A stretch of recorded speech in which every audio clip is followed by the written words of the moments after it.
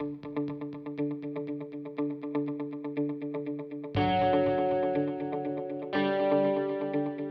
everybody. This is Jack Miller with T3 Sixty, back this week again for another Fireside Friday chat. We are excited to have all of our regulars come back. I know we have some people that are new. It's the first time. If you haven't been on these calls before, we do them every Friday. They're focused on interviewing and talking and having conversations with real estate leaders about their business, the market, what they see, what's going on. We're super excited today to have Josh Harley from Fathom Real Estate join us. So delighted to have you, Josh.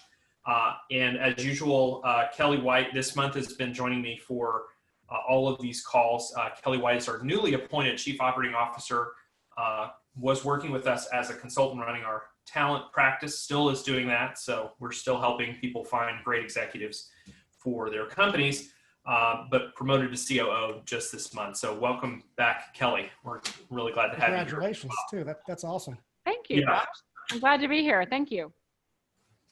Yeah. So, Josh, how have you been? What's going on? We chat sometimes over Facebook, but it's great to get caught up in person. How's your life? How's your business? How's your family? Yeah, how are you guys doing? Yeah, thank you for asking. My family's very good, so definitely thank you for asking. We've been a little bit spoiled, right? We live in Texas, and despite what the media would have you believe, we're actually open for business and we're healthy. Texas is doing better than most. So, look, Fathom is actually in 24 states, 110 markets. So I get to see firsthand, how local policies affect the balance of both health and the economy. So, I got to tell you, I'm glad I'm not in politics, that I can tell you. As the old saying goes, you're damned if you do and you're damned if you don't. So it really makes me love real estate and definitely feel blessed to be right here, right now with you guys. Well, it seems like this industry in particular is doing a lot better, and in some cases is the bright spot in a lot of markets. Yeah, I don't know if that's what you're seeing, but that's what every broker that we're talking to in major markets, it's a similar story that it seems to be doing. You're right. There's a little bit of a hiccup, early, March, April, and then a lot of people are waiting on the sidelines. Okay, can we do this? Agents were doing it, and of course the consumer was as well. Can we buy? Can we sell? Can we do it safe? And as soon as we realize that yes, we can, and here's how we can do it, then things really start picking back up, especially for the agents who decide not to put their head in the sand. Those who really decided that I'm going to do whatever I can while everyone else is putting their head in the sand, I'm going to actually work. I'm going to call my sphere, ask them how they're doing, check in on them, saying that, yes, we can do this. And by the way, showing you homes or selling your home could be safer than going to Walmart at this point, right? So those who did, it's amazing how many agents I have that will tell me that March and April were the best months they ever had in spite of the pandemic. And that's exciting to hear that sometimes. Yeah, it's the opposite of what I think anybody thought was going to happen. So it's really remarkable. So one of the things we want to learn about everybody that we interact with in this industry, and I love it, and Kelly does too. I know Kelly she and I were talking about her favorite thing about the hiring is you get to really get to know people. You get to get their background. But talk to us a little bit. How did you come to real estate? What's your history, and how did you enter the industry? Where'd you come from? Sure. I've got a little bit of a different story than most. So you see, I didn't get into real estate to be an agent. I think that's most people how they start in real estate. They become an agent, get licensed, build a successful team, then go from a brokerage from there. I really moved into real estate to start a company. So when I started my life in the Marine Corps, that was never really my passion. I've always had that entrepreneurial bug. I could never shake it. And so in 2003, after I got out of the Marine Corps, I started my first company. It was really focused around internet lead generation and lead conversion, specifically in the automotive space. And I have to say that industry really made me feel dirty. I could not wait. I could not get out of it fast enough.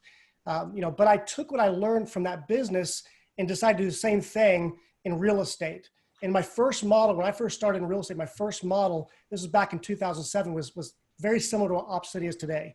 Unfortunately, the fact that I launched it in 2007, during the housing crisis, it failed. Not for the sake of generating leads. Oh no, that part was the easy part. Yeah. It's getting paid when when agents were struggling to pay their own bills. That was the hard part. And so I decided to fail fast and build a real estate team instead. So almost immediately I saw a new opportunity. I was with a large traditional brokerage, and while I have still great respect for them, I just didn't see the value. I was paying for my own technology because I could get what I get on my own was actually better than what they offered. They never sent us a single lead. Our team was too big and spread out to be in their office. So I just didn't see the value exchange. And if I'm going to pay you 30% or more of my commission, I should see that much in the form of some kind of value, right? Am I wrong in thinking that way? A brokerage needs to offer a fair value exchange. And I just don't think the value is worth 30% of the commission, especially in today's world, right? If you are on a team and they're coaching you and providing you with leads, then yes, all day long, but not just for hanging your license, right? That's why I decided to start Fathom. I wanted to build a company that provided really the greatest value in the industry, not necessarily the cheapest, but the greatest value in the industry. And I believe that's what we're doing. So that's really the key, by the way, isn't it, right? So if you want to start your own brokerage or team right now, first, really find something that makes you unique or special, right? A niche. Don't be vanilla in a world of brokerages that all look and feel the same. And right now, a lot of them do. They look and feel the same. And I'm sorry, better service isn't a niche unless it's freakishly good service, like white glove everything. Then service can be your niche. But otherwise, find something unique. And now is a great time to start a brokerage. I have to tell you, people are yearning for something new and unique.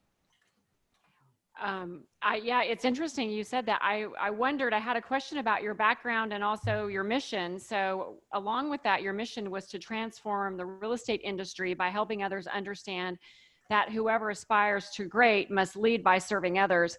And in your profile, I just wanted to ask you, because you have on your profile that you are a servant leader and you're also a Marine Corps hand-to-hand combat instructor. And so I was really curious about, how did those go together, and how did you come up with the mission of really this servant leadership approach to what you're saying about value in the industry? Yeah, so I learned servant leadership a long time ago, long before I joined the Marine Corps or anything else. My father was 35 years in the military as well. And in leadership in the military, leaders eat last. You always make sure that your men, your women are taken care of first and foremost. If you have to starve, so be it. They're taken care of first. And so I learned that going all the way back, but really, really drove it home when I was in the Marine Corps. But one of the things I found is altruistic as it sounds, right? Serving and loving people first is really a powerful business concept. And so think about it in the real estate agent's business. As a real estate agent, the more you truly serve and love your client, the more likely they are to refer other clients to you, right? Same thing in a brokerage. The more you truly serve and love your agents and really make them feel like part of the family, not the top 1% of agents, all of your agents.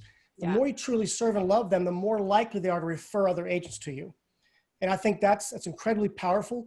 Again, as altruistic as it sounds, it's one of those powerful principles in real estate, I truly believe.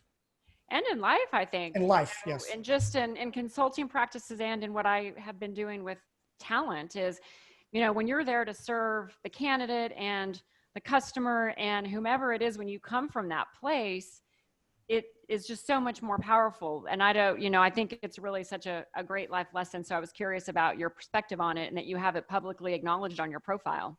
Yeah, I appreciate that. And I truly believe that you can be a manager, you can be hired to a management position and people will follow you. They'll do what you tell them to do, but they'll never truly follow you until they respect you and they want to follow you. They know you care about them. Yes, and they're hungry. People are hungry. We talked about this on several of these, hungry for connection, especially now, right? And I think that servant heart and leadership that way, that style, people are seeking connection and engagement. And so when you are that and you're embodying it, not just saying it, like you really live it and embody it, it's very attractive in all the different areas of life and business and whatever industry you're in, I think. That's right. Yeah, this time during COVID really was able to prove that too. Because, in a normal environment, I try to call between 2 to 3 agents every single day just to check in on them, randomly. Not our top 10% or whatever. I just randomly pick up the phone and call an agent, which sometimes freaks agents out. I had one agent hang up on me. What did I mess up? That's right. I had one person hang up on me. He's like, yeah, you're not the CEO. The CEO's not going to call me. Click. This can't be right. Actually, I had his manager call him back, say, yeah, that was the CEO. Uh-oh. But during COVID, really, especially during COVID, I was actually calling almost 20 agents per day during the first 2 or 3 months of COVID. Just say, hey, how are you doing? How's life? How's your family doing? And really encouraging people, during this time, it's important that you're connecting with people. When we're isolated at home, think about how many suicides are happening right now. How many elderly are actually dying sooner because they don't have connection. They've got nothing left to really live for. 'Cause sometimes at a certain age, willpower is all that's left of keeping you alive. Absolutely. There's so many people dying, not of COVID, but of loneliness and depression. And so what an awesome opportunity to really reach out to people, connect, just say, hey, how are you doing? How's your family doing? If you're younger and healthier, can I do something for you? Can I bring something to you? So I demonstrated that to my agents and encourage my agents to do the same thing for their clients and their sphere and their family. I love it. Awesome. Yeah. And it has really been an opportunity for leadership this last 6 months. When things are difficult, that's when leaders have the opportunity to show up and invest. And, and I think that this industry, it's one of the things that I personally, and I think Stefan, I think our whole team loves about this industry is it's an industry that invests in people and that, believes in them, because that's at the end of the day, that's what we've got is our people. So, so this month we're interviewing and talking with leaders of companies that are kind of newer companies or ones that are doing something a little different. I know you guys just had an IPO, which is very exciting. That does not happen every day in real estate. And I wanted, and big congratulations. I know how much work it was. I remember I contacted you like 6 months ago, and you're like, oh my gosh, I'm buried with all this IPO stuff. And so I know how much work it can be just based on that conversation alone. But we wanted to have you share, some of the things that are new, different about your company. What are you guys doing? Like what can other industry leaders learn from some of the approaches you've taken? And we're just here to listen. Well, first of all, on the IPO side, a lot of people don't realize what it really takes. So it took us 1.5 years, almost 2 years of processes to get to that point, because it's not just a matter of flipping a couple switches and boom, you're going public. It cost $1.5 million, like $1.5 million worth of attorneys, auditors. I mean, it was nuts. Hiring more employees to be able to handle the auditing process. Yeah. Right. And they don't just audit your financials. They audit how you do your business. How do you hire people? How do you fire people? How do you make decisions? How many people, who all is involved with turning agent on and can see who, what their social security number is. All that stuff gets audited.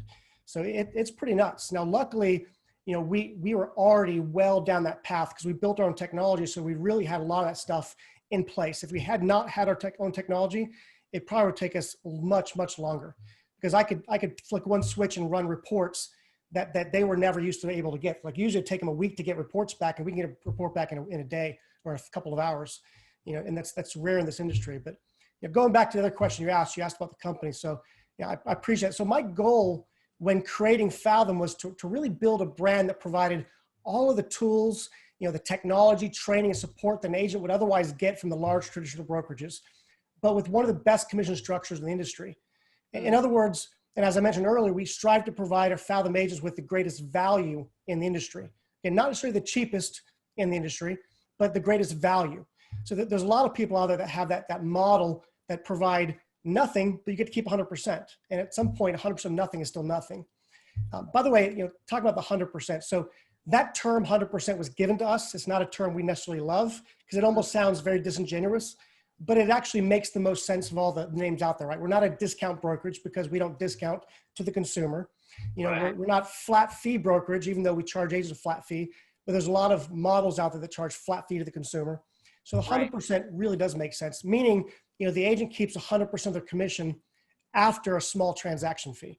So that's where some people start making fun of you. Yeah, you say 100%, but $450 now 100%. It's like, come on, guys. I didn't come up with the term. We were stuck with it. Right. It is what it is. But this model, when managed properly, I think that's key. When the model is managed properly, allows agents to provide the highest level of full service to their clients without sacrificing anything that will help them be successful. So, our commission plan is highly attractive to agents for several reasons. First, we don't charge monthly fees, so our agents don't pay anything until they actually make money. And that's key for a lot of agents. Unfortunately, even agents who close 12, 15 homes a year, a lot of them are living paycheck to paycheck. And that's hard. And so not having to pay those monthly fees, especially right now when most offices are closed, really makes a lot of sense. And then we only charge them $450 per sale on the first 12 sales, and then $99 per sale after that. And yes, we do make money. Being a public company, you can all see that. You can actually go and see our financials and see that, yes, we make money. We can offer that split while truly providing awesome technology, great training, and I'd argue the best agent support in the industry. Now, I know I'm biased. I'm the CEO, but I truly believe that of anything we offer, whether it be technology, training, the support is the one piece that I'm most proud of. But this model by itself is flawed. And I'll say that right up front. Without a fully integrated technology platform, this model saves agents money, but at the detriment to the brokerage, right? It hurts a brokerage's ability to reach any substantial level of profitability due to the high costs associated with opening offices, hiring employees, paying for expensive third-party tech. Inevitably, if you own a brokerage with this model, you either have to go big or go home, right? There's no middle ground. And the agents are the ones who suffer if the brokerage can't scale or simply gives you nothing of real value to the agents. So I can't tell you, I don't mean to bloviate, but I can't tell you how many times we open up a new market where another 100% company already exists, and agents will tell us that they would never join Fathom because they're familiar with companies like ours and they suck, Right. And so too often these companies cut their fees way down, but they cut them to a point where they have nothing left to give agents. And you can't do that. At the end of the day, 100% of nothing is still nothing. I said that, right? They end up mainly attracting agents who simply want to hang their license. And now they've got a brokerage full of non-producing agents and a bad reputation. And it's no wonder the agents are suspicious. And it shouldn't be that way. And that's why Fathom's different. So our agents don't have to sacrifice anything. And therefore, we attract respected and high-producing agents. And with Fathom's commission model, agents are able to build a more profitable business. I think this is the key. Agents are able to build a more profitable, it's not about us, it's about the agents. So agents can build a more profitable business by keeping the highest percentage of the commission possible without sacrificing. And more importantly, agents are able to take that increase in income and reinvest it back into their marketing. And I think the point is, the average agent who joins Fathom saves about $12,000 per year. So imagine if they reinvest that $12,000 back into their marketing, 100%. Now we're not talking about $12,000, right? $12,000 is nice. Now we're talking about potentially $100,000 or $150,000. And now that number can be life-changing. So the average agent who joins Fathom after 4 years increases their sales by 49%. And I think that kind of proves that point. But by the way, with that said, there's always going to be a place for strong local brokerages, high touch, high service, grassroots with traditional splits. I truly believe that. I'm not saying that they're going away. I think they're needed. And so what do you think then, just based on what you said, is the number one misconception about your model? I think the number one misconception about model is kind of that, right? Yeah. It's 100% nothing is still nothing. Right. If you don't charge agents enough money, how can you possibly be profitable? How can you possibly provide the best technology, the best training? You can't. And that's partially true. When you've got 100 agents on that model, you're not making money unless you're out there closing business too. So it makes it very difficult to be profitable. And so the agents ultimately suffer. So it's not until you can scale to a certain size, maybe that's 1,000 agents, whatever that number is, before you can really start to provide everything that an agent could otherwise get at another larger traditional brokerage. And I'm curious about your technology. I know that, we do a lot of work in that space. We work with brokers that build technology, buy technology, partner, do all kinds of stuff. What did you decide to build? I mean, where did you draw any lines and say, we're going to build this, or we're not going to build that, or we're going to provide this, or we're not going to provide that? Like, kind of how did you think about your tech, and how did you arrive at what you decided to do? That's a great question. So first of all, when I first came into the industry, I looked at what everyone was doing. And I recognized that they're mostly doing it all the exact same way. And the reason that everyone's doing it the same way is because everyone's building their business around third-party technology. Most people become a brokerage after they are a successful agent, then a successful team, then a brokerage, right? They come from the real estate background. I come from a technology background. Our president and CFO ran 3 software companies, 300 developers. We really have a great technology background.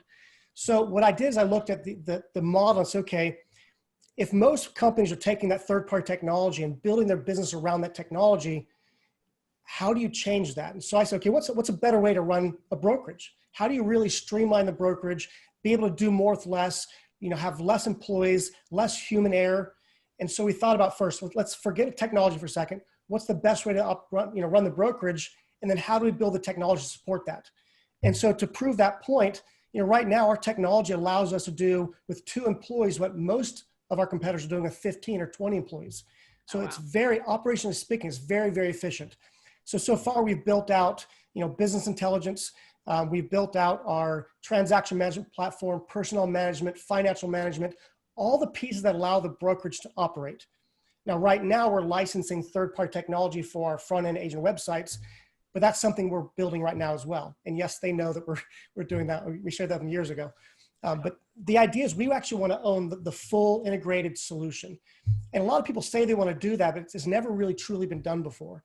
And part of why that matters is because right now, most brokerages can't forecast more than a month out or more than 2 months out on their business because they're waiting for agents to actually upload their documents. And unfortunately, I love agents, but sometimes they'll wait until the day before closing before uploading the documents. And so how do you forecast your business? But if I know, and because of our marketing platform, that for every $800 one of our agents spend with Realtor.com, we should have 1 closing in 93 days. And I'm able to track all that because everything's fully integrated. I can start tracking my business out, forecasting my business out 6 months or a year, and not just rely on what people are uploading, and then the cycle of the industry, seasonality. Absolutely. Yeah, that's a huge advantage. Yeah, we're seeing a trend of, as we have more people with a technology background that have come into the real estate industry, they are building more. They're building more. Some of them aren't building all of it. Some of them are choosing to use some off the shelf, but you're definitely of that ilk of like, hey, I see how we could do this more efficiently, and we're going to build it ourselves. I think we as agents, I don't mean to cut you off, we as agents need to be the ones innovating, because if we're waiting for technology companies to come in and innovate, they want to innovate us out of business. Yeah, right. We need to be the ones to continue to innovate to make sure that we maintain that foundation. But I could talk for an hour on that one. Yeah, there's been a lot of conversation about that this week, especially. So we did get a question from one of our attendees that I'm curious about. I think it's a great question. How'd you come up with a name for your company? Where does Fathom come from? So Fathom means to come to understand. I know it's a weird name. When I first started the company, I spent hours and hours, actually I spent days and days with my whole family, my in-laws and everyone was trying to come up with names. And I'd go and Google and search that name, and the name's taken. Even Harley, which by the way, I would never name a company after myself, but even Harley Real Estate was taken. Nothing. And, finally, I grew up in the military. My father was 35 years in the Coast Guard. The word fathom means to come to understand. You see it all the time in the Bible. You see it in other places. Usually it's, I can't fathom, like I can't fathom why he named his company that, but I wanted something that could stand alone. It could be Fathom by itself. I wanted something that wasn't based on my name, because someday I may not want to be the guy running the day-to-day brokerage operation. I want to run the bigger picture. And so it can't be based on me. I want something that was unique. And so that's where Fathom means to come to understand. And the time I started Fathom, I couldn't find another company like us. I found 100% commission companies, but everyone that I could find were just licensed warehouses. Now, back then, Realty One Group and HomeSmart did exist, but they're primarily just West Coast, and I could not find them in Google. So I didn't know they existed. I thought when I created Fathom, I was doing something no one had ever done before. Yeah. It's like a lot of things where, sometimes you'll see a great idea and it shows up in a few different ways, a little different, in several different places at once. So, so we got another great question. It's one I was going to ask you too, which is about business generation. And, we know that some of these larger traditional companies participate in relocation networks. We know that, a lot of times these team models, they'll supply a lot of leads to their associates. How do you approach lead generation or business generation for your associates, and what do you do for them, or how do you facilitate it, or what's common in your platform? Yeah. So a couple things. First of all, we empower them to do their own. Think about this for a second. When you drive down the street, and I'm not meaning to pick on anybody, and you see a big billboard with one of the traditional brands on it, that traditional company is not the one paying for that billboard. The agent is. Yeah. And so there's very few brokerages out there that actually provide leads. There's some, but there's very few that actually provide the leads to the agents. They try to train and teach agents how to generate their own leads, right? Teach them how to fish, you feed them for a lifetime kind of idea. Right. With Fathom, we're very similar in that way. The difference is because the agents keep more money, they have more money to be able to market themselves. So at the end of the day, $12,000 or $15,000 more per year to invest in marketing is huge. So what we try to do is, number one, give them the ability to market more. And then number two, we try to show them, if you've got the dollars, here's where you should be investing those dollars. Now, everyone's still trying to figure that out, right? Google AdWords is my favorite personally. That's where I got my start. You can still invest in Zillow and Realtor.com. One of the best ways to generate leads, though, still is your sphere of influence. Until you start getting to the team level. A team, that doesn't work anymore. You have to generate, internet leads for your team. But at the personal level, I've got so many agents who close 90 homes a year without a team, and it's all from the referral business. But that still costs money. It's not free. You've got to be able to invest time, money into building your sphere. So we really try to teach them how to generate their own business and how to reallocate and reinvest those dollars saved. Now, long-term, we are looking at building our own platform. We've been working on it for a very long time. And in our desire is to go back to what I originally started. I remember I built the original, that Op-City type model. I want to go back to that as well for agents, to where we can start providing leads to our agents versus just having them provide their own. But even with that, though, those leads should be supplemental. That should be supplementing their business. They should be doing, 10 or 12 homes or more per year on their own, and then adding that as supplemental business. The problem too many agents have is they go out there and get those leads, and that is their business. Yeah. And if one little piece of the algorithm changes, their business dies tomorrow. Yeah, right. So true. Yeah, we teach a fundamental approach to business generation where we talk about the 4 quadrants, and lead generation, that kind of lead generation is just one quadrant.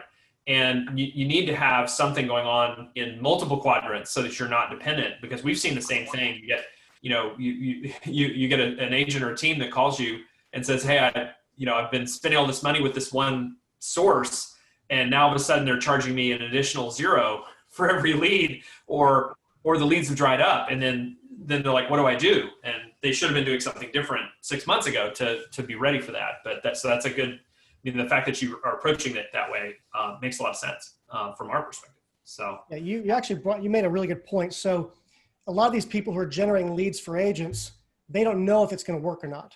And they're dependent on the agent to prove it out. And all of a sudden the agent proves it out, and the person generating the leads like, oh, that works. And of course, as soon as they start announcing, hey, we're doing this and it works, more and more people want to be part of that platform. As more and more people like demand, supply and demand. Yeah, so right. The price just, that's capitalism. Price naturally goes up. So it's almost like if you find a new lead source, a new well, and it's successful for you, shut your mouth. don't tell the world it's working, because that is going to drive the price up. Yeah, that's so true. For sure. Well, go ahead, Kelly. I was just going to say, switching gears a bit. So, we've had an eventful year with a pandemic and protests and elections coming up. So regardless of all that, what do you see the biggest challenges are for our industry in the upcoming years? Yeah, there's one thing that I see that's very clear, at least clear as day to me.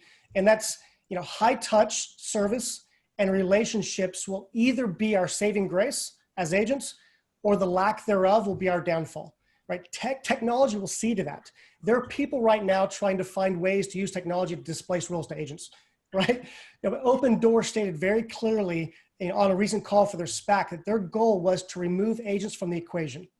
Zillow, on the other hand, has found profitable ways to cohabitate until they don't have to anymore, which they clearly demonstrated in the recent move of theirs. We're the frog being boiled slowly unless we get our heads out of the sand. And I'm not a doomsday guy by any means, but I am a realist. I could speak for a long time on this, but I'll leave it here. We need to use technology. I said this earlier. We need to use technology to increase our level of service, or technology will be used to make us irrelevant. It's important that we, the agents, continue to be the ones to innovate, or we'll be innovated out of business. So if real estate agents want to remain relevant, then be of such great and irreplaceable service that no one would think twice about going anywhere else for their real estate needs. Yeah, so it's really the message is about that kind of, I would say, independence or interdependence with companies that are supporting agents generating business themselves. Is that's ultimately where you're in control of your destiny. Is that you take responsibility for it and put in place your marketing, your programs, and you work with a company like a Fathom that's going to help you do that. That's right. That's where I listened. Well, think of it this way for a second. So, and I have great respect for Redfin, so please don't take this the wrong way. They've been in business for 18 years. They lose $60 million per quarter, and yet they only own about 6 or 7% of the market share. So they're discounted to the consumer. So clearly something's happening there. The consumer says, I could pay a Redfin agent 4.5%, or I could pay a Fathom agent or another agent, Remax agent 6%. Why on God's green earth would they pay 6%? They're doing that because they believe your service is better. They're hiring you, not the brand you're with. And that's key. Fathom doesn't matter. You as the agent are what matters. And so we as the brokerage need to recognize that and understand that we need to lift up the agent and stop trying to lift up our brand. The agents are what matters. As long as we lift up the agent, make them more successful, high tide floats all boats. If I can help the agents be more successful, then I'm going to be more successful. And that should be my main focus. So as long as we can demonstrate to the sellers or the buyers that the service is worth that extra 1% or 1.5% or whatever the number is, then we'll be able to maintain. As soon as we start losing that level of service, then they'll say, I don't care. I'd rather save the 1.5%. Then consumers will make a rational choice, and they'll say, well, if I'm not getting better service, or if I'm not going to get something better, then I'm not going to pay for it. And they should do that. And that would be on us as an industry if we let that happen. By the way, that 1% difference, on a $300,000 home, that's $3,000. That's it, right? So if I mess up your CMA or I price you wrong, that could be the difference of $5,000 or $10,000. Really? Easily. That paid for that 1% and then some. So we just got to learn how to tell that story and explain that I can do you a greater service than that 1% you say. It's about that high skill ability that a great agent has to get the pricing right, to know what to do, to know how to stage, to know how to present. That pays for itself. Because it is actual value. So I have a follow-up for you, which is on innovation, because obviously, we're working on the 2021 Trends Report, which comes out in December, and this will be the 16th edition of this report. We've been writing it for years. I've written for 7 of these. And by the way, they're on pre-order right now. If you go to t3trends.com, I just throwing that in there. You can get it for a little bit cheaper if you pre-order. So we're working on that currently. And one of the trends that we've written about a lot in the past 3 or 4 years is the direct buying, iBuying, kind of the combination of brokerage and finance. And I'm just curious about, does Fathom have an approach to that? Do you have an approach to that? What do you think about that innovation? Because it seems like that innovation right now is driving a lot of what we're seeing in the market currently. Even with the earlier announcement this week from Zillow, it's coming out of this place of kind of putting finance and brokerage together in some form. It takes a lot of different ways it shows up, but in some form. What do you think about that innovation? So are you asking, because there's a lot of pieces there, so let me pull that apart. Are you specifically asking about the iBuyer program? Well, just about kind of the spectrum of programs. Like, some companies say, hey, we can make you an offer, and it's like a guaranteed sale type of thing. We'll buy it from you, take it off your hands. And some companies have some kind of trade up offer where they can say, we'll give you, if you're going to buy with us also, we will basically give you a bridge loan so you can make a cash offer while we list your home. So there's a lot of different permutations there. And I'm just curious if there are any of those that have shown up for you as something that Fathom is doing, wants to do, or if you have any perspective on that. It's a spectrum of offers. They're not all one thing. No, let me approach it this way. So I'm not going to dismiss the idea at all, but I do want to poke a hole in it just for a second, at least a short-term hole. On the iBuyer side, I would never rule them out because these guys are freakishly smart and there's a lot of money driving behind it. So I will never rule them out, but let me do it this way. So now this data is probably 2 years old, so it's a little bit old, but at the time, if you took every single dollar that Open Door and all the iBuyers had, that Keller Williams at the time had, every single dollar they had to spend, and you bought every single property that money could buy, and you turned it over every single 3 months, that still would only be about 6% of the industry. Now I'm sure that you're probably much higher, but 4 sub-honor still beats that. Right now, can that change? So here's where I start to poke the hole. So we get a lot of news to something that at its peak still is only a very small percentage of the market. And by the way, it's a percentage of the seller side of the market, not even the buyer side, right? They're going after the listing side. So here's the thing is, now I know it's not true in all markets. Arizona is actually different. They're doing a much better job in Arizona. But like In our market, in the Texas market, when an offer comes in for an iBuyer, it's usually between 15% or 20% below market value. That's what we've been seeing. So let's use a 15%. Then they tack on the 6 or 7% fee on top of that to sell the home. So now we're at 20, 21, 22%. Then on top of that, they also sometimes charge back any repairs the home needs. So let's just use that 20%. Even with that 20% below market value that the seller's giving up, that iBuyer is still losing money in every single deal they do. So let me just pause there and make a different observation. A lot of people believe that's going to be the future because of what happened in automotive space. And I've heard analysts say this, and it blows my mind because I came from the automotive space. When you trade your car in, right, you're typically giving up around $1,500 to $2,000 when you trade your car in, on average. Yeah. Now, we take the tax advantage, you're really giving up about $1,000 on average. The average American, the average consumer, Canadian, whoever can probably afford to lose $1,000 on a car, on anything. Right. But 20% of a $300,000 home is a lot of money. The average person usually can't walk away. So it's usually people who need to sell, they've got to relocate fast, their mother probably just passed away, kind of like we buy ugly homes. So here's where I think that they would be successful. If a real estate agent charges 5 or 6%, and the iBuyer is at 8% below market value. Now the seller's saying, okay, there's a 3% difference. At the right number, it makes sense for more people. Right. But for the short term, not long term, but for the short term, if the iBuyers can't make money at 20%, how are they gonna make money at 8%? So that's what you start getting into. That's when they start tying in mortgage and title and all these other ancillary to make up for it. Yeah, other services have to be packaged with that you have to be getting a loan through them in order to make it net out. So that totally makes sense. We definitely give them more press than they necessarily deserve, but I do believe they are going to be more disruptive as time goes by, as they become smarter and smarter and they test things out, right? They learn ways to save money. Zillow figured out how to save money by not having the real estate agent involved. They're paying someone a salary instead. How do I get that number even lower and lower? Yeah, they've capped their cost. That's right. By having an employee model to say we're going to have a person who will take care of things that we would normally pay a commission for. That's right. Very smart. Yeah. It makes sense. They're not dumb.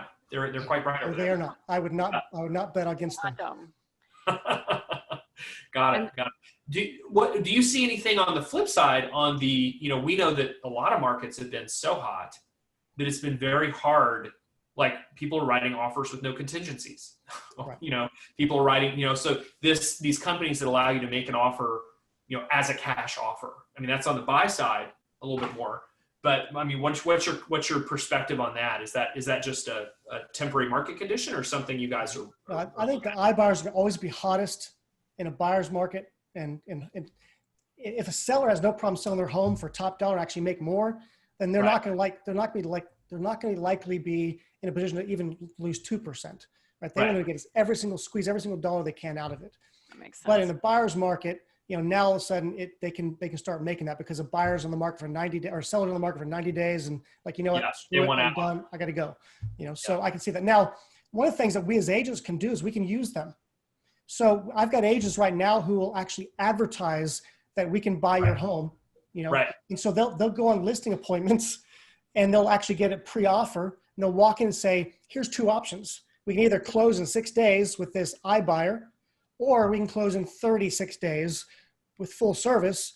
Right. And then what they tell me is like for every 12 to 13 times they go in for a listing appointment with that instant offer, they usually get one person go with the iBuyer and the other 12 to 13 to go with the actual listing. Yeah. Okay. So use it to our advantage. That's kind of the role of the agent, is that it changes the role a little bit to like, I'm providing you a solution, and I have a solution where we can, list your home and sell it, traditionally. But if you just want out, here's a pathway for you. And I actually think that's not a bad. I think it's a strong position to be in. So you're not, you've kind of co-opted that offer to say, we can do this too if you want. That's right. So, yeah, no, that's very good. What else do you think we're going to see stick around from this transition time? I mean, I know we've seen a lot more adoption. We're surveying a lot of our brokers. We've seen a lot better adoption of digital tools. We've seen a lot, actually surprisingly better attendance at virtual sales meetings. I'm just curious have you observed anything? Because you're in a lot of states, you got a footprint. What are you seeing, and what do you think is here to stay? So the trend I see is around offices, right? So since our inception 10 years ago, we've been operating virtually without offices. So when COVID hit, a lot of our competitors were scrambling to figure out how to operate virtually, but we didn't skip a beat. I would argue that offices are the biggest expense for most brokerages, if not all brokerages. And since we didn't have that cost weighing us down, we didn't have to lay off anyone due to the pandemic. We didn't skip a beat. And by the way, I do want to clarify one thing about being virtual, because I think that's going to be a big change that's coming and it's going to stick around. And what I want to clarify, though, is that many people wrongly assume that being virtual means no support and no personal interaction with other agents. And at Fathom, that couldn't be further from the truth. You don't need offices to bring agents physically together. And that's something we do on a regular, I should say we did, for COVID now, we did on a very regular basis. Obviously, as of right now, those agent meetings and social gatherings are happening via Zoom, but the culture was already established. And I believe that building a strong culture is key to longevity, regardless whether you have an office or not. Mm-hmm. So again, the point there is that you don't have to have an office, but you do have to have culture. And so, we could use title offices, we can use other places for agents to meet, but the meeting part, the bringing agents together, serving them, showing them you care about them, celebrating each other's victories, mourning each other's losses, that's better done in person. It's hard to do with. So you can do it, but people are less willing to pitch in, and talk and share via Zoom. So once we can get back into meetings in Texas, we're able to do that now. Once you're able to get back into meetings, do that. But you don't have to have offices to do that. And by the way, agents used to argue, and sometimes still do, that they had to be with a brokerage that had a local office. But then they rarely ever went to the office. I mean, how many times do you see an office? It's a ghost town. And almost every agent has a home office or some sort of, some sort. And thanks to COVID, they've realized that no, they don't need an office. I do want to say one more thing. I don't mean to stand up this. No, we brought you here to talk, so it's good.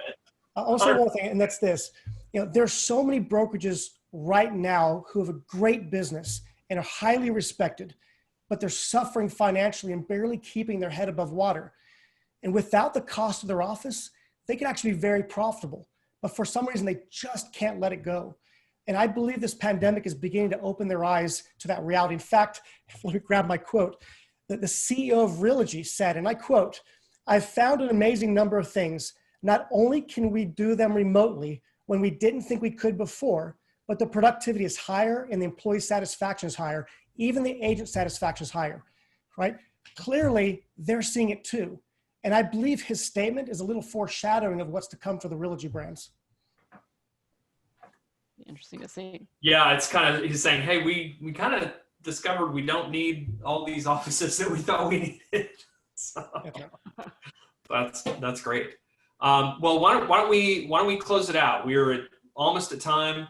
So Kelly, do you want to take us the rest of the way home? Yeah, absolutely. Okay, let's do it. Yeah, so thank you so much for being here, Josh, and learning more not only about Fathom, but just about your own mission and vision, and sharing what you've learned and what you've experienced. We really appreciate it. So much to take away here with building a new kind of company and growing it rapidly. So thanks for sharing. It's my pleasure. Yeah, this has been a great call. You've shared a lot of detail in terms of your thinking and why the company is the way it is and where you see us going. As a closing piece, any last words of wisdom or advice for brokers or agents that are that have been in on this call? Anything they should walk away? Let me think about that for a second. So I think I'd like to share two things that we implemented at Fathom a long time ago, but these are things that proved to be in our favor through these trying times. I want to share them here because I really think they could be of value to everybody listening. First, don't wait for hard times to evaluate all of your expenses and cut costs. Do it right now.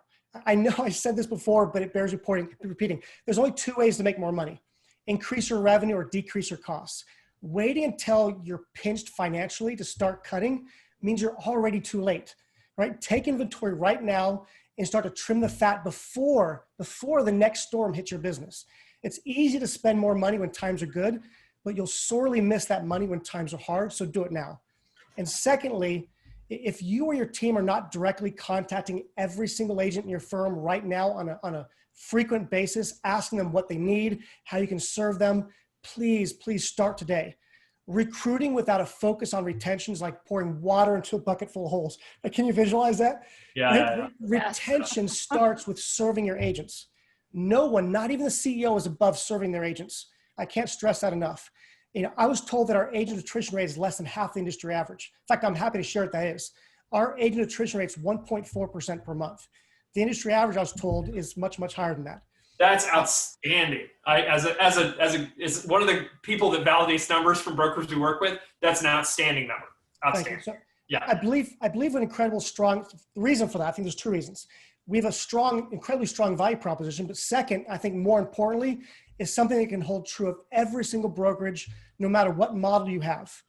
We treat every single agent with the utmost respect, regardless of production. I don't care if you close 2 homes per year. We're going to treat you with respect. And our agents recognize that. So if I can offer just one, I know it's 2, but if I can offer just one piece that really take away, it's, how do I say it this way? Treat every agent like gold. Get to know them personally and demonstrate you care about them, right? Do that. It'll be very difficult for other brokers to steal your agents. So I can tell you a story. I can't tell you how many times I've heard an agent saying that they will not join Fathom, even though I could save them $15,000 per year simply because they love their broker. That is an awesome testament to that broker, and that can be your testament too. If you want to stop other brokers like me from stealing your agents, love and serve your agents. Yeah. Right? Well, that's great advice. Great way to close out the call. Again, Josh, really thank you for joining us. You shared a lot, and I know we kept our audience the whole time. We got a big group that showed up, and they just loved it. Lots of comments have come in during this. So thank you again. I hope you have a great weekend, and I'm sure we'll talk again soon. I hope we do. Thank you, Jack. Thank you, Kelly. Yep. Chris, thank you too. Bye. Bye, everybody. Bye. God bless.